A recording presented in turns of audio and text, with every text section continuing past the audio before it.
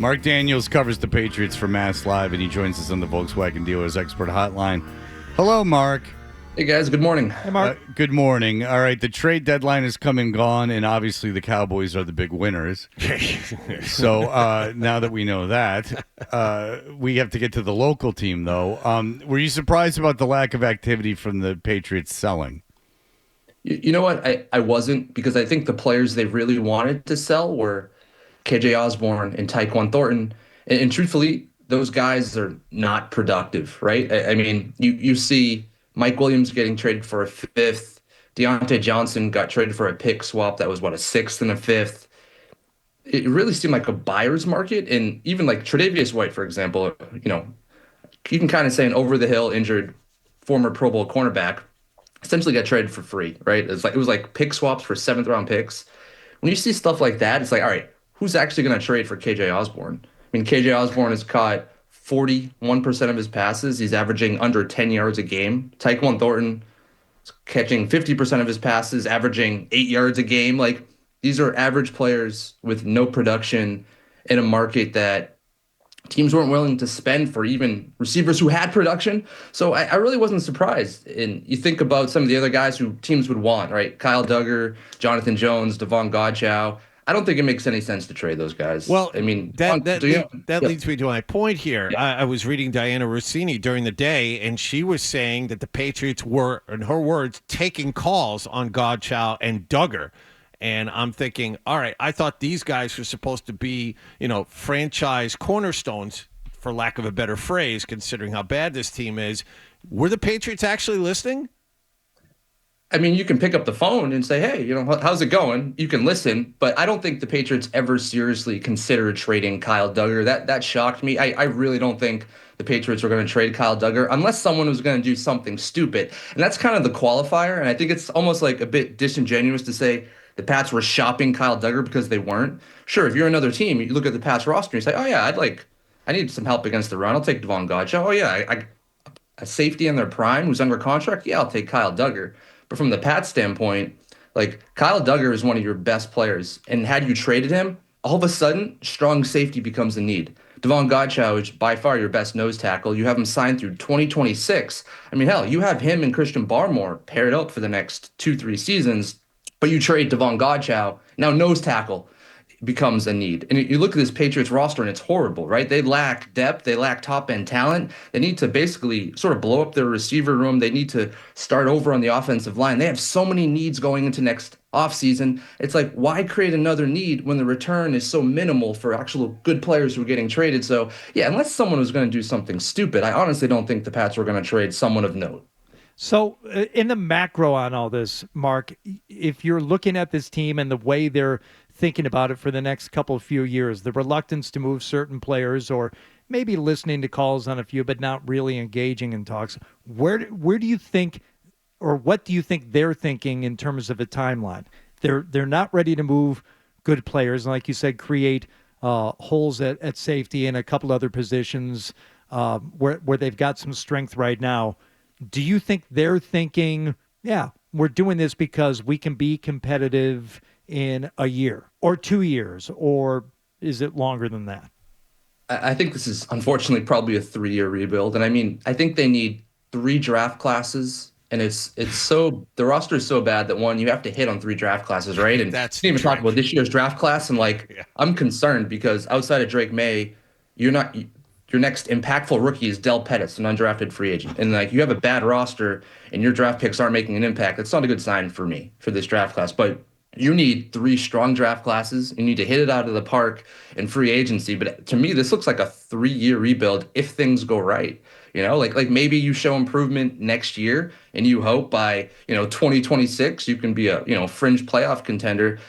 It doesn't look good. I guess the sort of shiny object for everyone to stare at, though, is Drake May. Can he convince players in free agency to come, and can you get your act together in the draft? Because right now, you look at Jaylen Pouncey, he's not playing well, and the guy you passed over, Lad McConkey, guys, has over 500 receiving yards. There's no one on the Patriots roster who has 500 receiving yards. He was there. You traded down a couple spots, and the Chargers took him. So I think the Pats just have to hit the draft really, really hard. And if they do it right, I think 3 years. What happened to Jaylen Polk, who was, by all accounts, a productive receiver at the University of Washington, the guy who is not Rome Odunze, but still worthy of being taken in that vicinity? His character issues, there were none in college. I was reading up on this a few weeks ago. He didn't have any character issues. He gets here, he drops a ton of balls, and he gets upset and is a problem. What has happened to him?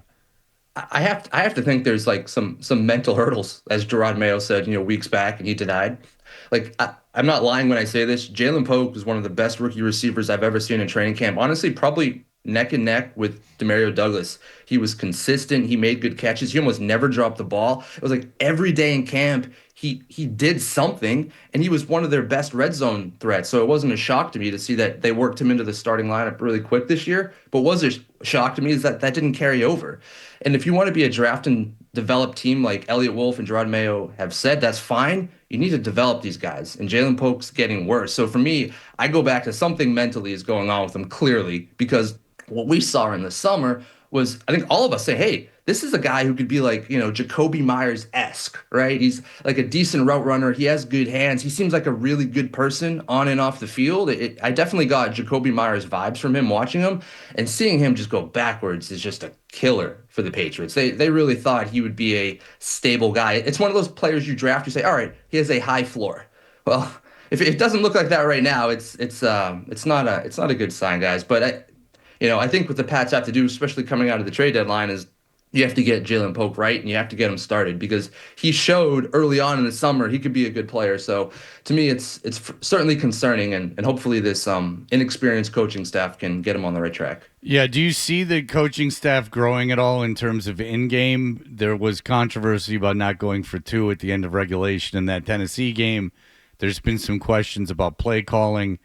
What's your take on how that's been evolving as the season goes on?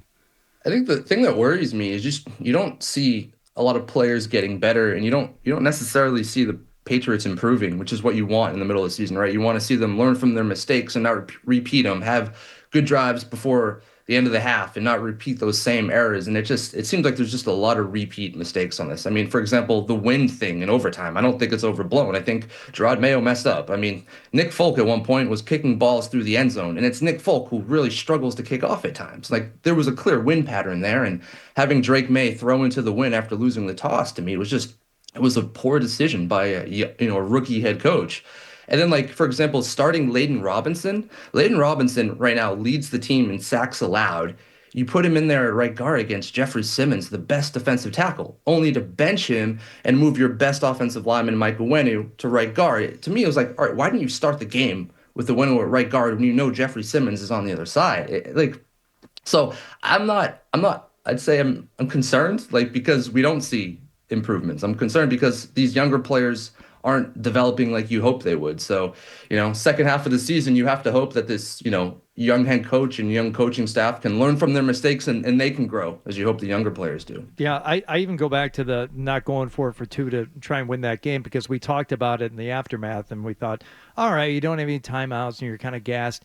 If you had decided early on in that drive that this is what we're going to do, and that was the plan all along when you're marching down the field, you may not even have to worry about overtime, but I don't think that's part of the calculus for Mayo or maybe this coaching staff right now. They're kind of learning as they go. Mayo certainly is the first-time head coach, and these are the things that you hope he'll be able to develop into, because that would have been an interesting option, but I don't think it was an option because they hadn't made their decision on that before they got down there and actually scored.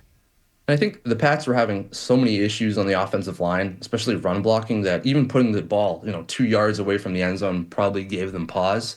I mean, hell, it took Drake May nearly 12 seconds, to score from the 5-yard line. And I wonder if their confidence was shot a little bit. But I agree, like, you go for it and you fail, the storyline is just different, right? It's like, well, at least you tried, right? It's like, hey, at least you went for it. Yeah. Good for them. It's like there was almost no downside to that, especially with the defense, because your run defense is poor, and you kind of knew this season in general.